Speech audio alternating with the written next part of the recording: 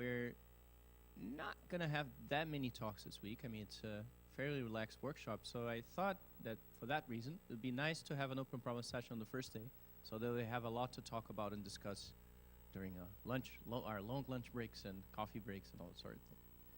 So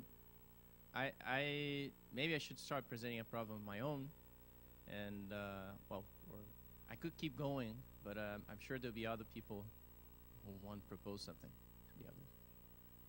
So, right, so maybe I'll right, so I'm going to talk about a problem that I think is, well, the problem that I'm going to propose is pretty hard, but any result in the right direction would be more than welcome. So it's a problem about the interchange process.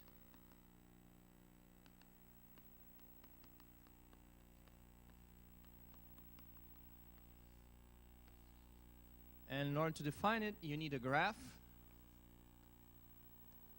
And let's say the graph has n vertices. And you have k labeled particles.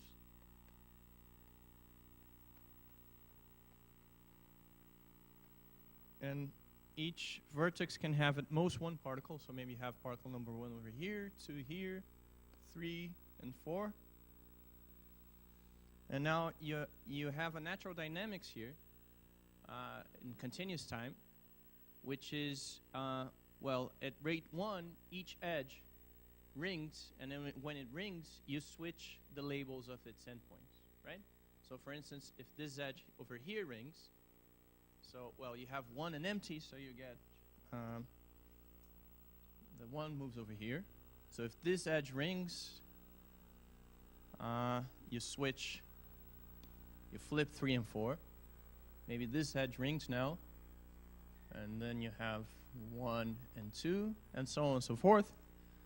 So, and it can, of course, ask questions about the mixing properties of this Markov chain, right? So let me call this IP, K, and G. Well, there's a very nice theorem, which was for a long time was a conjecture by Aldous, which that the relaxation time of this process is equal to the relaxation time of a single random walk on G with these same transition rates, right?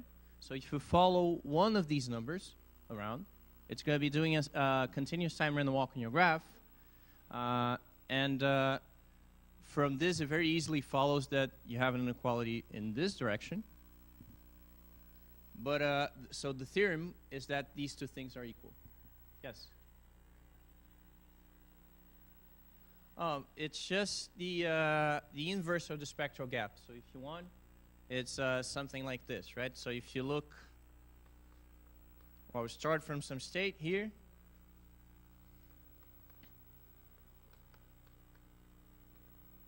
And, well, let's say that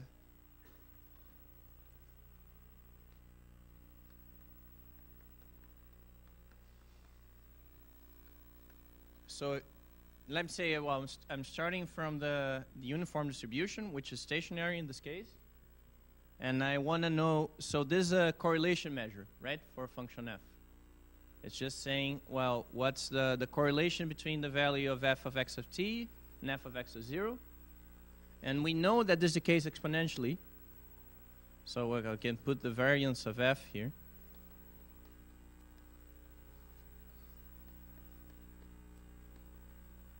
And in this exponent, you have t divided by this relaxation time.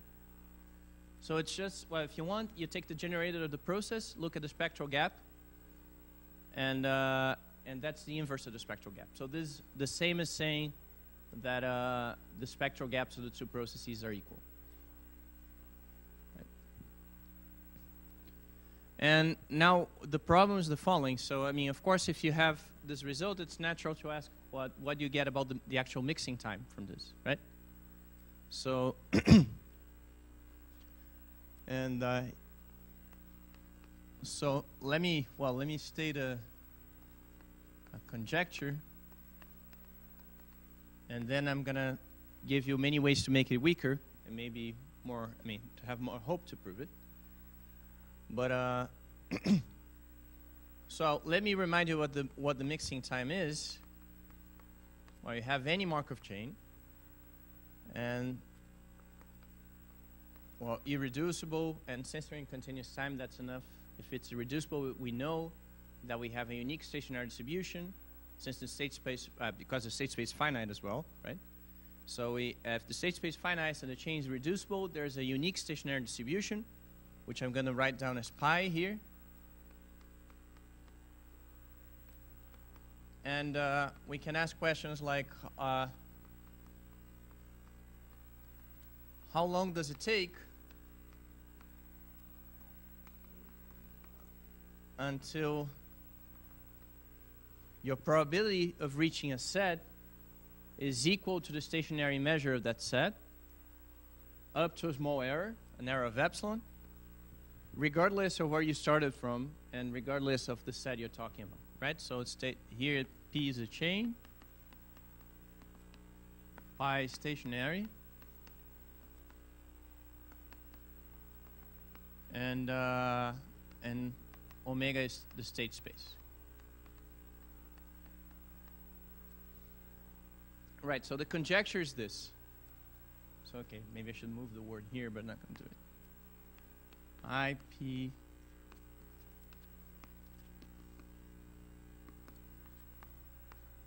I conjecture that the mixing time of this interchange process is always less than the mixing time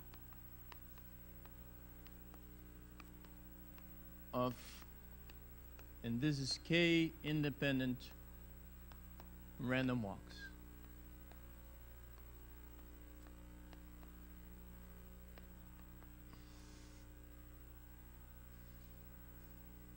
Yes. This is known. Yeah, this is Caputo, Liggett, and Richthammer.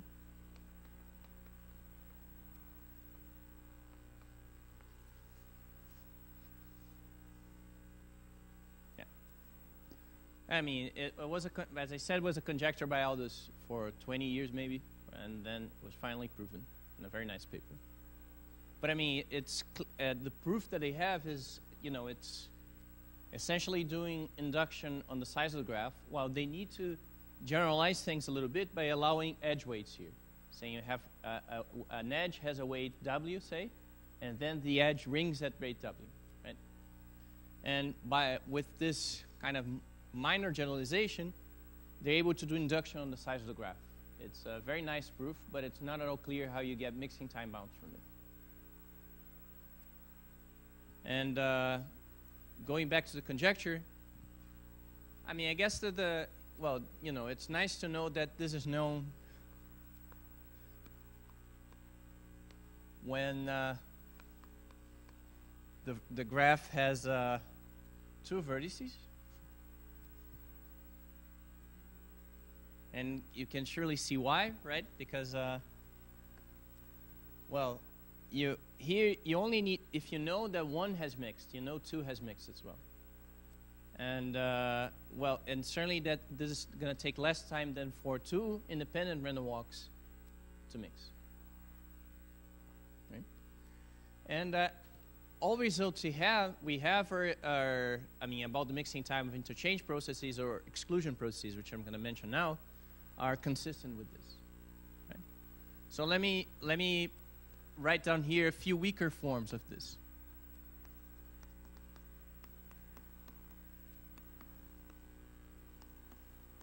Right, so it's not very hard to show that the mixing time of K independent random walks, it's like the mixing time for a single random walk when you divide epsilon by K.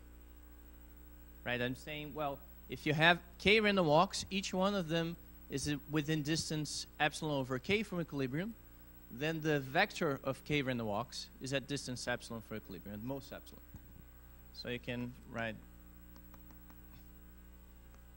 you can have a single random walk here. So I mean, all of this is questions, right? So this is a weaker form of the conjecture. An even weaker form can be obtained.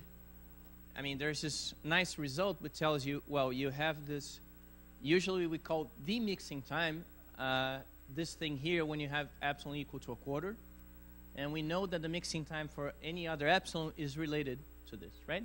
So if you want to be within distance 1/8 from stationarity, you just need to take twice this mixing time with epsilon equal to a quarter.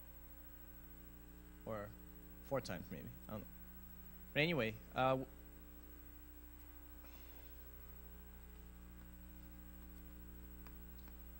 so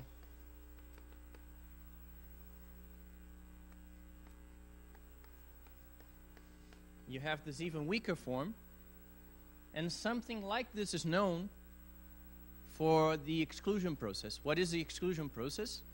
Is what you get when you have unlabeled particles over here. Right, that's symmetric exclusion on a graph.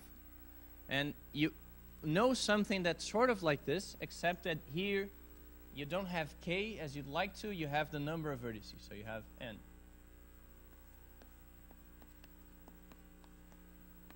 And actually, I mean, I'm writing it as exclusion, but I mean, the paper was, this is shown, it's a paper I wrote, which was published last year, I think. Well, this year, I think. In Annals of Probability. So I proved this, and I mean, actually the proof shows you that if you take the interchange process with k less than half the number of vertices in the graph, then this works. And for the exclusion process, of course, I mean, it doesn't matter too much if you have more or less than half the sites filled in, because there's a, right, so you can, if you have unlabeled particles, so each vertex either has a particle or is empty, but you can always switch between the two, right? So the mixing time of exclusion with more than k over, or more than n over 2 particles is this, it can be bounded in terms of, oh, it's equal, right? So I'm just saying that this process is more or less the same as exclusion with n minus k particle. So this is the problem. I prove something like this for like this, or something weaker for the interchange process. Right.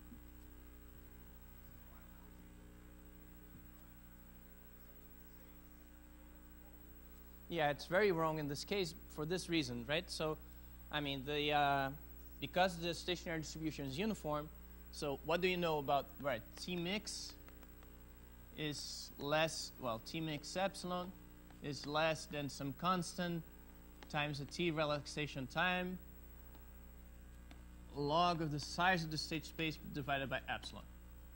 Right, this,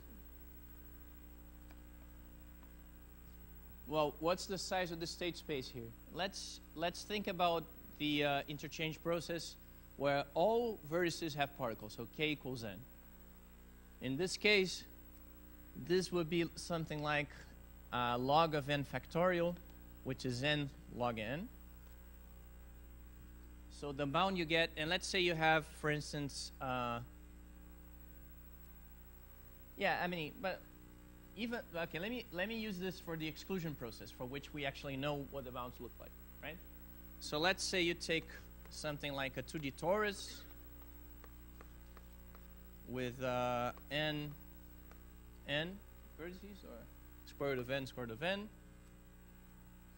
So T-rel in this case is n. This factor here would give you another n, just because you're looking, if you're looking at simple exclusion, right? So with, say, the size of your state space is something like this. So it's exponential in n.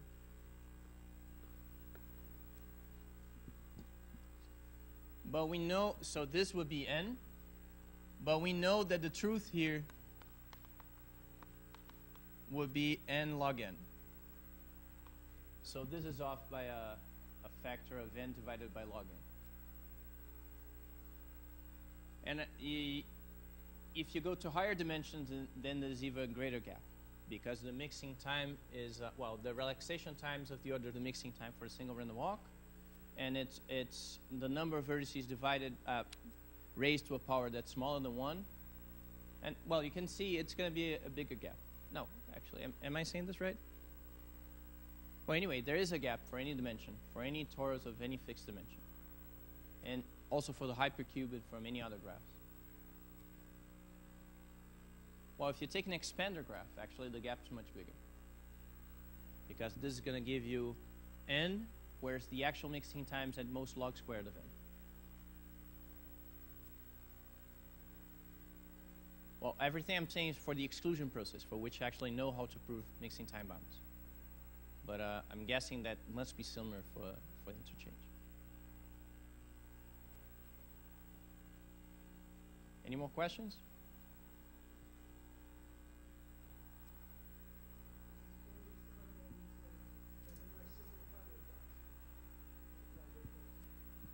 Well, right. So there are graphs for which you know how to compute these things. I mean, for instance, the complete graph, right? And there's a paper by Johansson where he proves bounds from any graphs, including GNP for some range of P, I forget. There are bounds for trees, or certain trees at least. So I don't think that any, I mean, all those bounds are compatible with this, but they don't quite match the conjecture. So it would be nice enough to have a family of graphs for which you can prove something like this for the actual interchange process. As I said, I can do it for exclusion. And the real challenge would be do this for a nice family of graphs with k equals n, which, right, all vertices filled in with particles. It's a random transposition random walk, right? Because it's like you have permutations of the vertex labels. And so these things, well, there's a paper by Joubert. I forgot about that, which is so yeah, you can look it up. Yeah, so in that case, we know very precisely what the mixing time of interchange with n particles is on the cycle and on the path. And there, everything matches. So yeah, he even proves cutoff for that.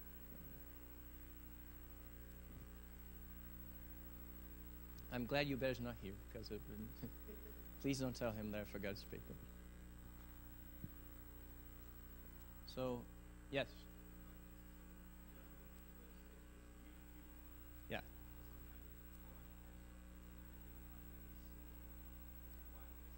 Yeah, I mean, if you really, we know, for one thing, if you take a fixed Markov chain and you take many products of it, right? We know that the mixing time is going to be T-rel times log n being the number of copies. Right? And yeah, so that tells you that, I mean, and the size of the state space is exponential in n, right? So when you take the log, you should get this linear term.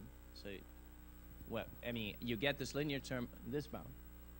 So yes, when you have some sort of product structure, even if it's approximate, then you should have something. You should have something much better. I mean, actually, if you could prove something general along those lines, would be nice.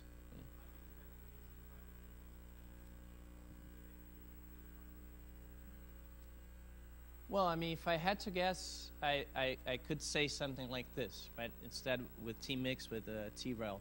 But I mean, I'm not gonna bet my life on this because I haven't checked the results or no. But I mean, I could believe that the mixing time of interchange is always less than the relaxation time of a single random walk times log squared of n, or something like that.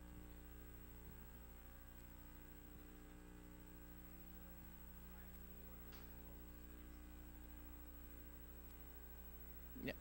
Well, I mean, we know that, you know that they're equal, right? So, I mean, we might as well talk about single random walk. So it's, I'm not sure if that's what you said, but it's, I mean, I just say, well, in terms of relaxation, I could say something along the lines of the mixing time of interchange is always less than log squared of n times the relaxation time of interchange. But this relaxation time of interchange we already know is equal to the relaxation time of a single random walk. No. I'm just saying that these two T-rels are equal. And I'm guessing that this might be true. Or I don't know, constant times log n raised to something.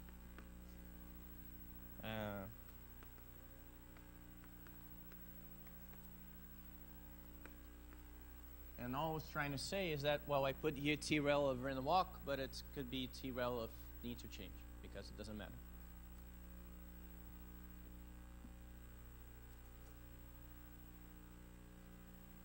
More questions? Okay, who wants to propose another problem? You want to propose it?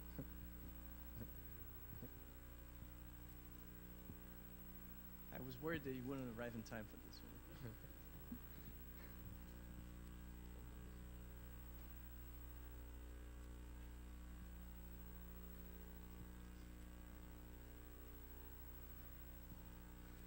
Okay, good morning. So let me present a problem which is of the same nature, but maybe a specific model that's quite puzzling.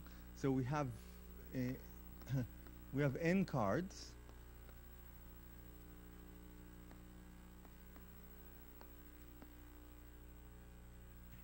and we choose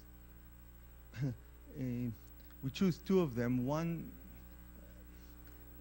We choose one of them, but it will be either the bottom card, so either the bottom card or the card at location alpha n from the bottom. So this is, say, location 1, location alpha n. We choose one of these uniformly at random, and so with probability half, we choose either this one or this one, and then whichever one we choose, we move to the top. Okay?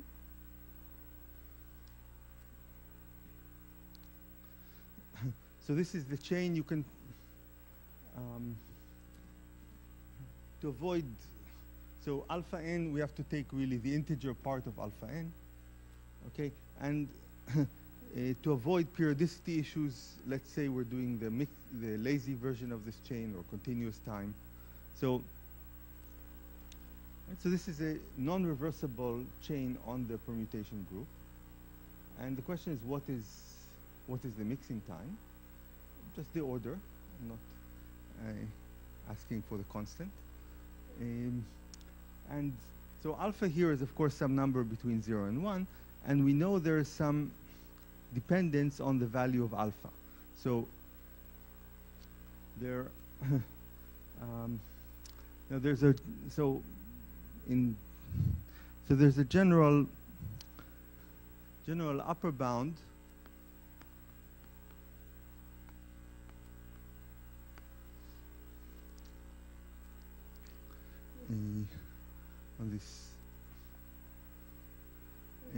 on this chain, and okay, it's, I think it's n squared log n, but so this is due to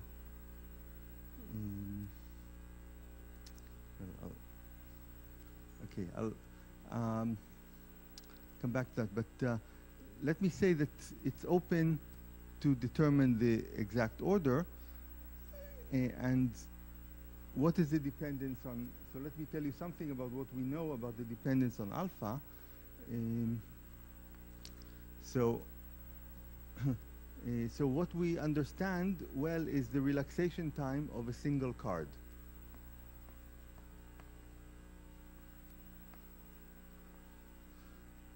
So this is in a paper with Omer Angel and David Wilson from a few years ago in Annals of Applied Probability. So what we know is that there is dependence on the value of alpha for the relaxation time of a single card. So so TREL of a single card, maybe I'll write 1 for remind us that it's just one card. So this is going to be n squared if alpha is a, for instance, a rational number, so order n squared. So if alpha is rational,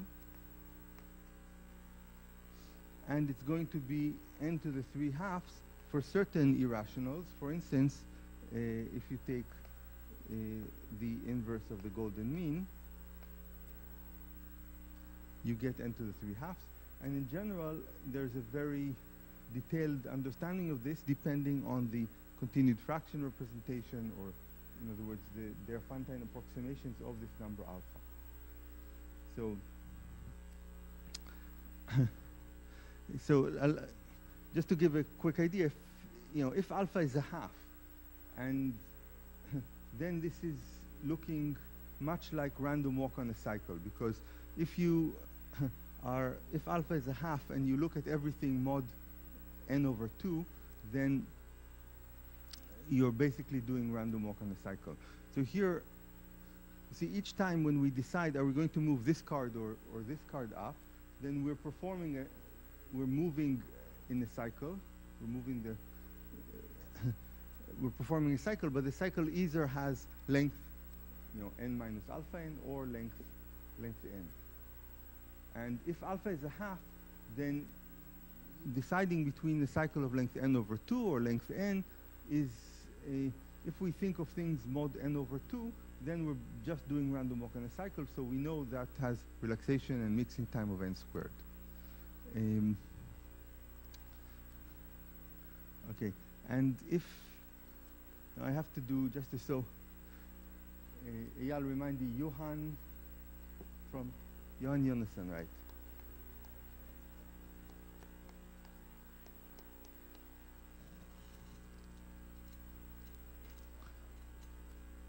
So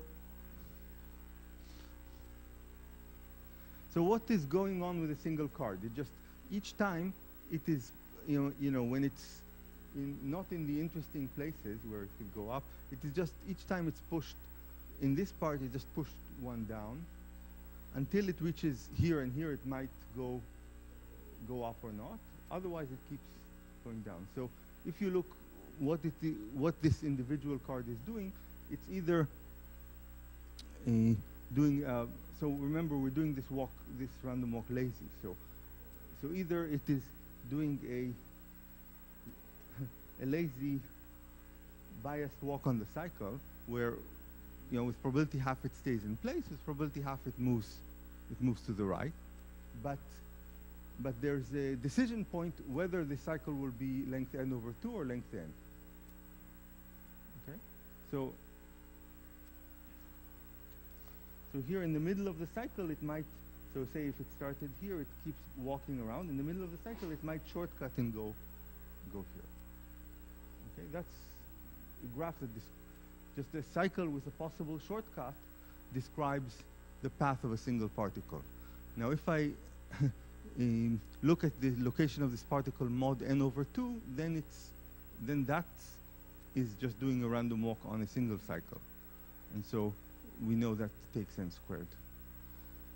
And so from that, it's easy to, you see the lower bound of n squared, and the upper bound of n squared is easy. So for a single card, the relaxation time and the mixing time is n squared. In this case, if alpha equals a half. Now for alpha, which is the golden mean, then these two cycles are incommensurable, and that's what leads to the n to the 3/2. In the paper, we gave a heuristic that the mixing time for a single card is also n to the 3/2, so there's no extra log, and this, we recently verified this. So for a single card, in the mixing time, behaves like these powers without even a log term. However, what we expect is that when we lift to the whole chain, there will be an extra. It will just be the same as for a single card, but with a log term. But we don't know that. We don't. Except for doing some trivial thing which loses a power, we don't know how to bound well the mixing time of the whole chain. Except there is this general bound that doesn't, not sensitive to alpha, which due to Jonasson, which works for all alpha.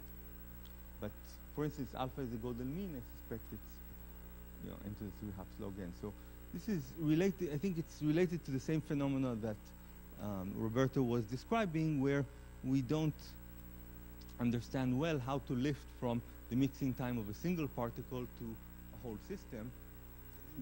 Usually, it's just you just stick in a log n, and that gives you the answer. But of course, there are specific. One can make specific counterexamples, like take a cycle and do random adjacent transposition. So the same process that a special case of what Roberto described. So you have, say you have a cycle, and each time you choose a pair and you transpose them at random. So this still meets the rules. So the mixing time of a single particle here will be n cubed, because each time I'm doing this in discrete time. So each time I choose a single pair and transpose them, and everything is lazy to avoid periodicity. So a particle only moves with probability 1 over n, and it takes a time, and it will take it n squared movements to mix. So the mixing time for a single particle is n cubed, and there's the theorem of David Wilson for this case that which fits the general theme, is that for this case the mixing time of the whole system is n cubed log n. Now suppose you change it by each time when you make this random transition, you also give this cycle a uniform spin. Okay, so you spin it by some uniform value mod n. Now a single particle is going to mix in a single step, but the whole chain still will need the n cubed log n. So obviously that's cheating, but how do we tell that if we have now a real system, now this is an artificial example, if we have a real system of interest, how do we tell that there's not some cheating thing inside?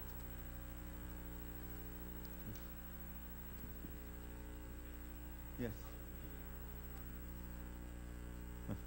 So the continued fraction tell you how well the alpha is approximated by rational. So I kind of gave, so you see, the picture for a single card is always a picture of two overlapping cycles. So there's a cycle of length n and a cycle of length, n minus alpha n, and it's marching along the cycle. But at this point, there's a decision point. With probability half, it will take the shortcut, and with probability half, it will go and complete the long cycle. Now, if the two cycles are rationally related, then by looking at some common denominator, you can reduce it to a walk on a single cycle. But if the two cycles are not, the ratio is not close to rational, then you have more uncertainty about the locations you can get to. So this is related to how if you take a number alpha and look at its multiples mod 1, how then we know that if alpha is rational, this orbit will be periodic, and if alpha is irrational, this will be dense and uniformly distributed. But if you want to make that quantitative and understand how fast this is getting uniformly distributed, then the continued fraction or the Diophantine approximation of alpha comes in, and alpha, which is the golden mean, gives you the most uniformly distributed sequence. And there's a very classical understanding of this relation, and that comes in here because when the multiples of alpha are very well distributed, it really creates good mixing properties for this chain. So this chain is basically a random perturbation of this kind of deterministic process of rotation by alpha. Yes, yes, yeah. So n to the 3 halves is the fastest you can get.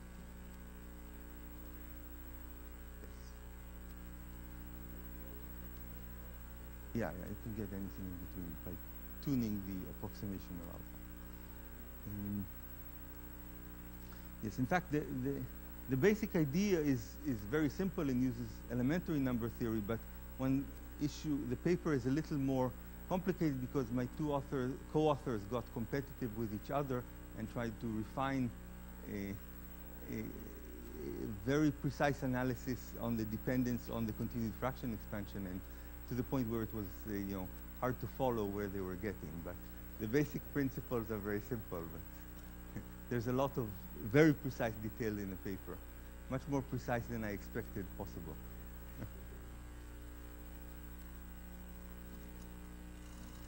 But all for one, you know, but it's a little like looking in the, you know, for under the light, because there's something we can understand in amazing detail, the behavior of a single particle, and then there's the problem on the, you know, on the permutation group where we're lost.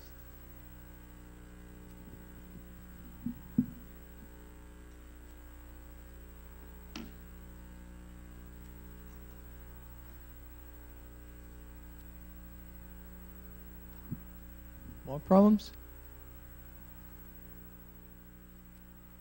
Come on.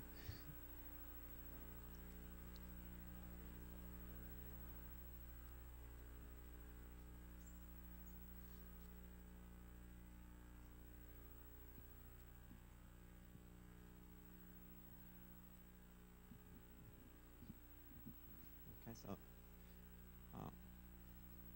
this is a problem that is sort of embarrassing for us, but is a basic question about mixing time for this constraint models. So, say the simplest case is the following. So you take some, say, box in ZD, okay, and at each vertex you have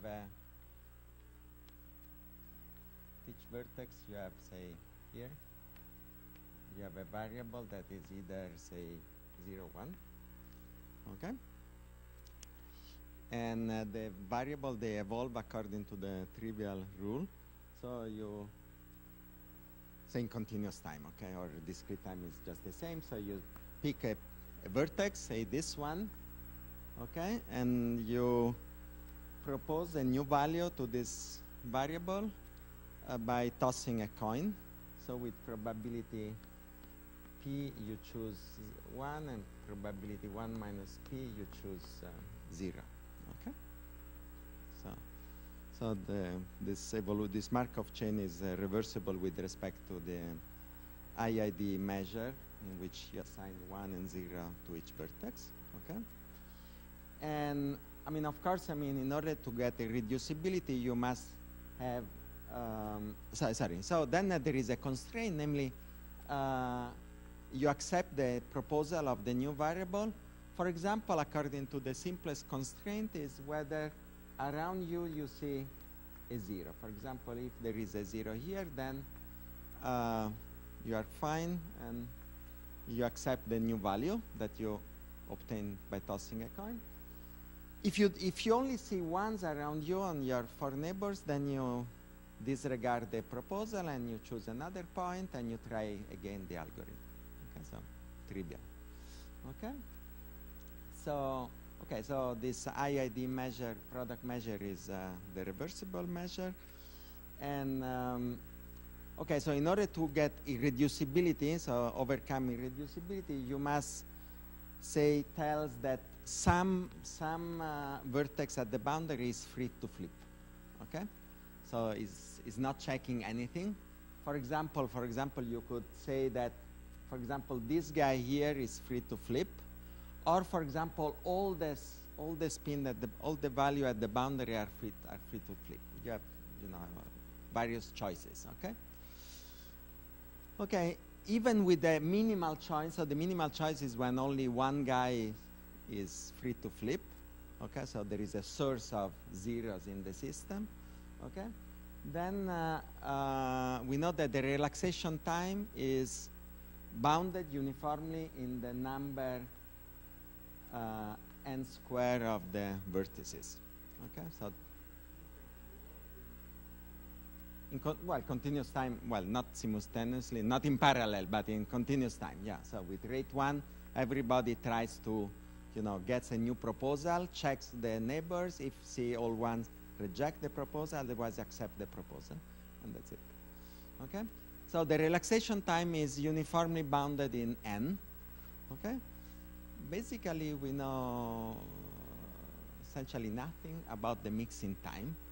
Namely, I'm pretty convinced that the mixing time should be linear in n. Okay, should increase linearly in n. We know that in one dimension.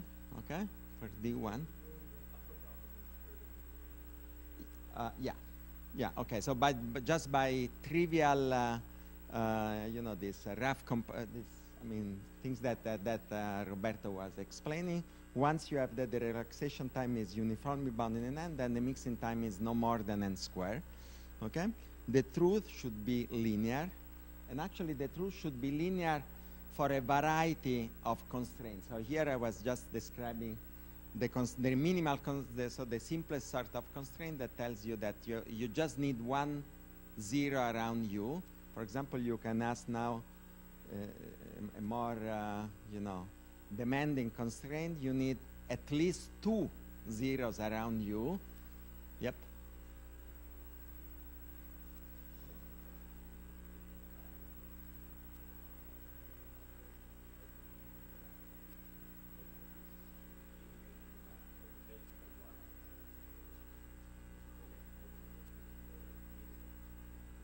Well, yes, this could be one way, or okay. So there is a general theorem that says that the relaxation time is bounded in n. So of course, if you, for example, need 2 zeros around you, then one single vertex at the boundary is not able to induce irreducibility. So for example, you need a corner. So all the vertices on this corner must be able to flip. Then this guy is able to flip, and then then you induce. Okay. So also here we believe that in any dimension the mixing time should be linear. Okay. So I've no. Okay. So I just don't know. Okay. So this, if you try, for example, with the log Sobolev. Okay. So that would be. So we know that the spectral gap is positive uniformly in n because the spectral gap is inverse of the relaxation time. Then you could imagine that you can compute the log Sobolev constant, because then the log Sobolev constant says that the mixing time then is bounded by the relaxation, the log Sobolev constant, and then there is a log of the size of your state space. Okay, so maybe you only lose a log n and not an n square. But actually, for example, in the simplest case, when there is only one vertex which is free to flip at the boundary, the log Sobolev constant is large as n square. Okay, so it's very bad. Okay, so there is no room to play with. Okay, so I think that is a basic question that is related actually.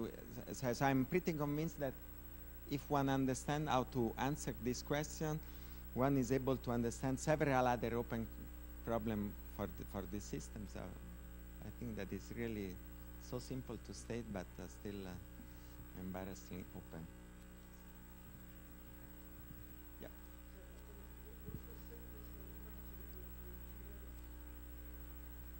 For example, so you need two guys around you.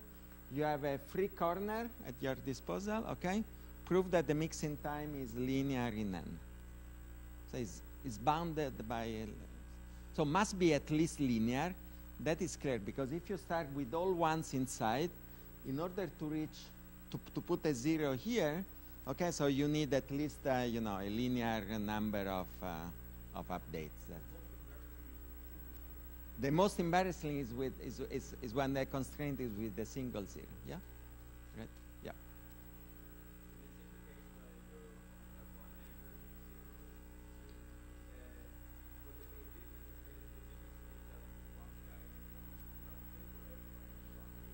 Okay, so that's a good question. So let's say that everybody here is free. say, for example, just on this side, okay? For example. I mean, with also this side would be even be. Then now you can really argue with this log Sobolev constant, because then you can say that the system is less constrained than a series of independent systems, and each one requires for the update to be legal, requires only the left neighbors on the horizontal line to be 0. Okay, so this model on a line, when you look at to the west, is called, confusingly enough, east model. Okay, should be called the west model. Okay, for that actually we know that the log Sobolev is linear in the length. So if everybody here is free, then we actually know that the log Sobolev is linear in n, and therefore the mixing time is like is at most n log n. Okay, so we went from n squared to n log n. Okay, but in a sense, this is not really a good argument, I think, no? Because you are getting too much help from this guy. No? So the mechanism should really be like that. If you start with the 0 here, okay, then there is like a front that is moving, and this front is moving with a positive speed. Okay, so you sweep through the system in a linear time. Okay? That's the key. Yeah, for sure. Yeah. I will describe, I mean, more this afternoon, this kind of thing. Yeah.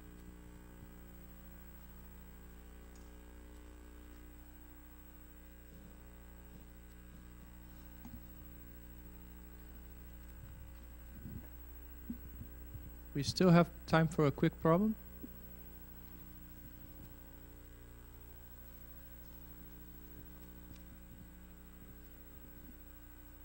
Yeah, so this problem has nothing to do with mixing times, and it's probably tractable. It might even be trivial, but with permission from Roberto, I'll just present very quickly.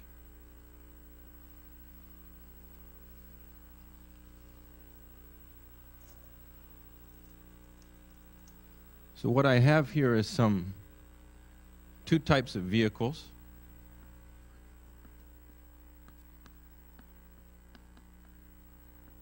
So here's one vehicle for you, and it has a certain capacity.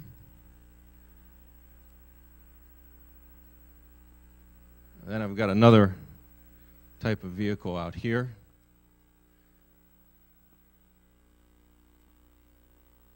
And it has its capacity. And then they come to port.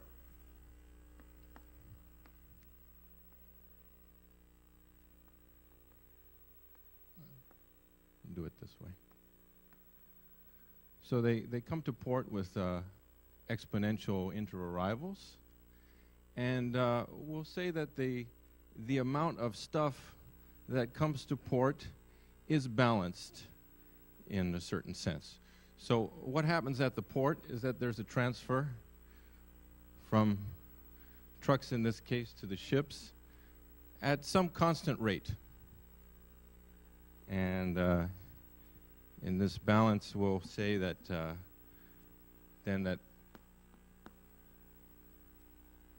also there's some intensity to the thing.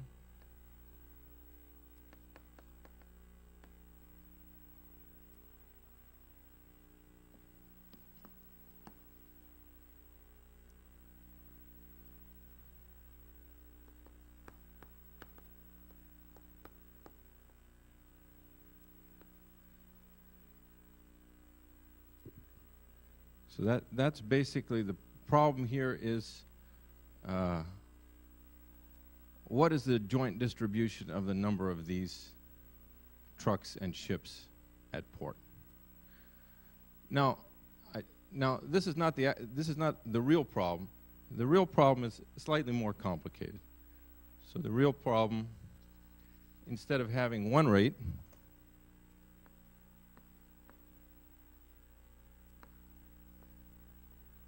we'll have two rates.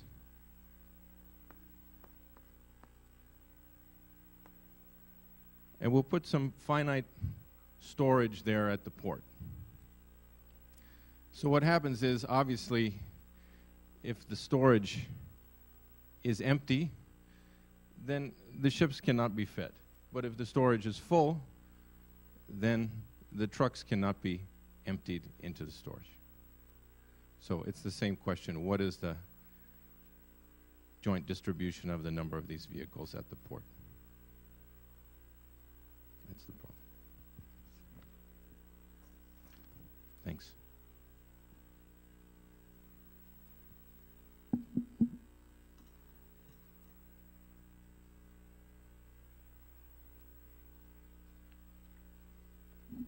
Thank you. Well, officially you still have 5 minutes, but I'm sure nobody will mind if we just cut this short and go have lunch. We'll have the open problem session on Thursday, I think. Well, you have the schedule. I don't remember the schedule. And we'll resume at 2 o'clock with a talk by Alexandre, and then we'll have a talk by Fabio. Thank you all very much.